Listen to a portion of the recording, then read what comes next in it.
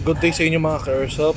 Ito po yung bago na steel ng hammer set trigger. Ito ng Umarex. Kahit anong glock to ng Umarex ng BFC, compatible po yan.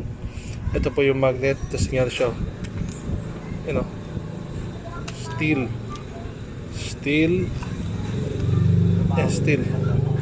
So yan kasi ang madalas nasisira sa ating glock, lalo na kapag Umarex itong hammer. Yung kasama kasi stock kadalasan ng Umarex, hindi po yung steel. Zinc alloy lang po yata yun eh.